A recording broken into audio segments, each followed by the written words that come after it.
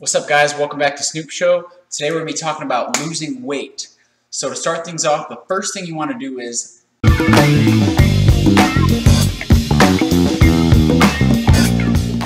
alright, so 3 foods you need to completely stop eating, avoid like the plague if you're trying to lose weight. But before I get into that, I want to tell you guys a little secret. Can you handle this? Alright, don't tell anybody I told you this, but here's the truth, alright? You don't have to exercise to lose weight. Well, it wasn't me. I didn't say it. But seriously, a lot of people think that you need to spend hours and hours just busting ass on a treadmill or an elliptical machine, hours and hours and hours a week. And a lot of people do this and they're frustrated because they're like, well, I'm doing everything I possibly can here. I've got a personal trainer. He's putting me through boot camp. I'm going to these body pump sessions. And, you know, I come home and I go to sleep and I wake up and I look in the mirror and I don't look any different. Well, so what's going on? Well, I'll tell you exactly what's going on. The problem is that if you're trying to lose fat, you're probably not eating an ideal diet. Exercise does help, and it does obviously stimulate the metabolism and burns calories and has all sorts of good hormonal effects, such as an increase in testosterone and growth hormone, which is going to burn fat and build muscle at the same time. But none of that matters if you don't have a solid diet, because unfortunately, the toxic foods that are in our environment today, and 99% of the stuff you can get off the shelves in the grocery store, has a stronger and worse effect than any amount of exercise you could possibly do. So, that being said, here are the 3 foods to stop consuming. Number 1, sugar! So, sugar. This is probably the most important one.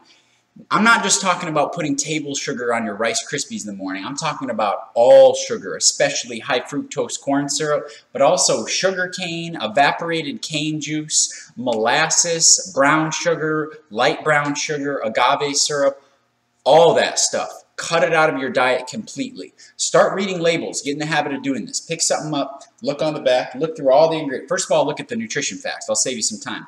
Look at the little white chart there. Scroll down to sugars. If you see anything in the double digits, put it back on the shelf, walk away. It's not for you. You don't need it. There's a better option, I guarantee it. So instead, if you want to get more technical, scroll down, look in the ingredients. If you see sugar in there or corn syrup or evaporated cane juice or any of that stuff, don't get it, don't eat it, find a healthier option.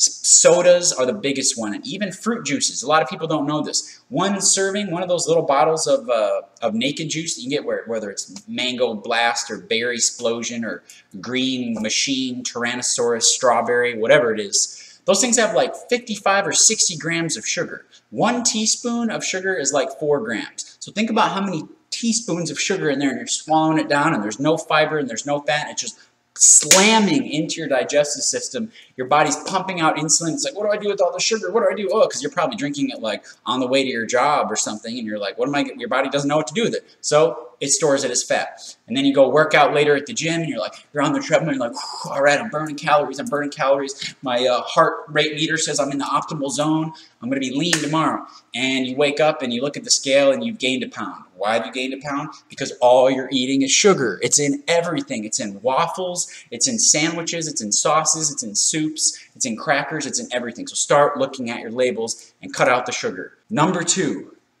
bad oils.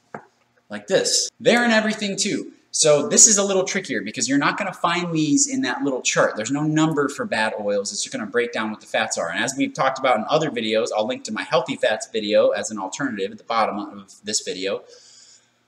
Most oils, unfortunately, are bad. They're not for you. So I'm talking about soybean oil, canola oil, rapeseed oil, vegetable oils, sunflower oil, pretty much any oil with the exception of extra virgin olive oil and coconut oil. Don't mess with any other oils. Look in your ingredients. If it's in there, it's probably going to be towards the top. But if you've got a long list, you got to read the whole thing because the stuff at the bottom matters too.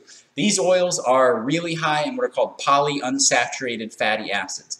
The problem with those is that they oxidize very, very easily and they cause a ton of inflammation in the body. This is going to give you stomach aches. This is going to give you face problems. This is going to whack out your hormones, which is going to lead to you storing more body fat.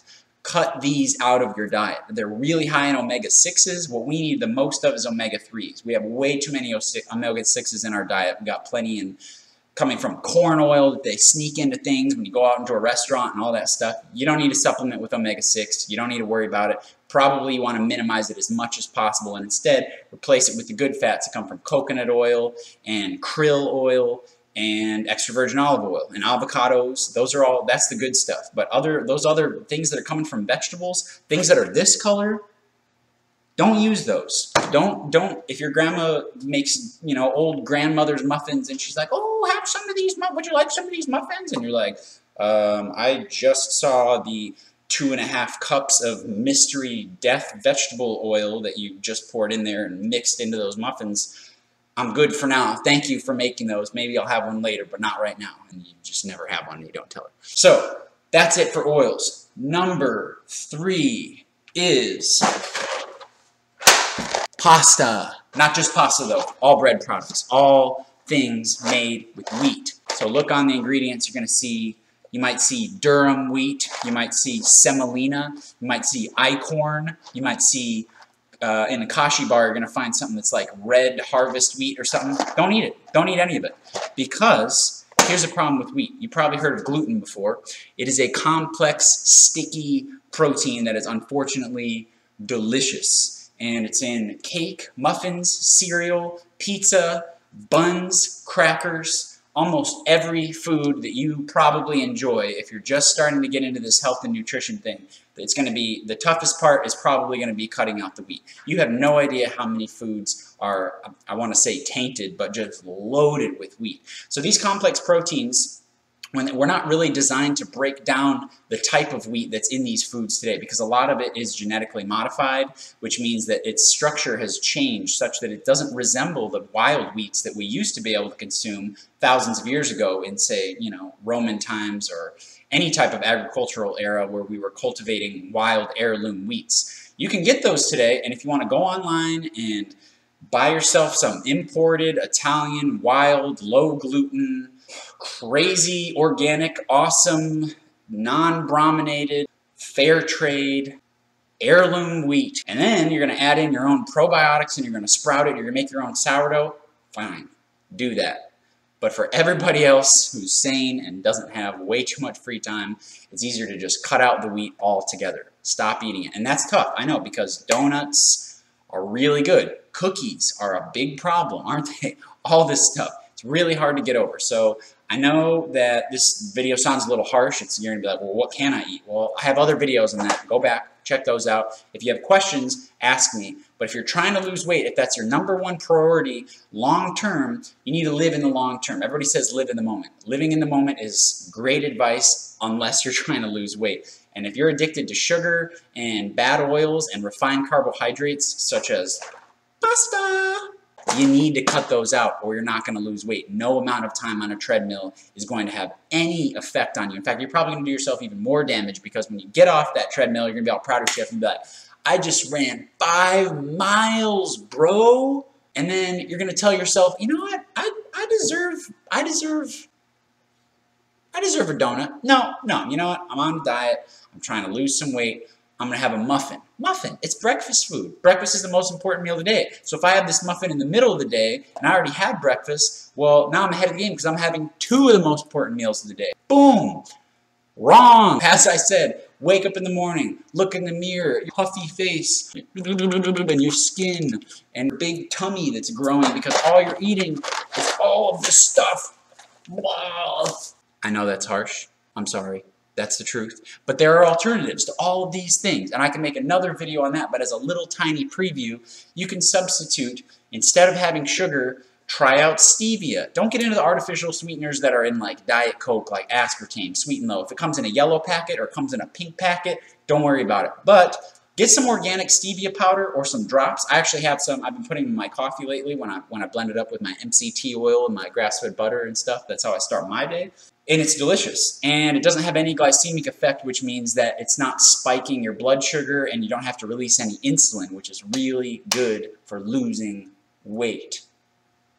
You can also substitute things for flour too. Coconut flour is good, almond flour, tapioca flour is okay, also called cassava flour sometimes. There's a lot of different options if you're into baking. There's all sorts of stuff you can make without using flour. And in terms of oil, easy. Coconut oil, extra virgin olive oil.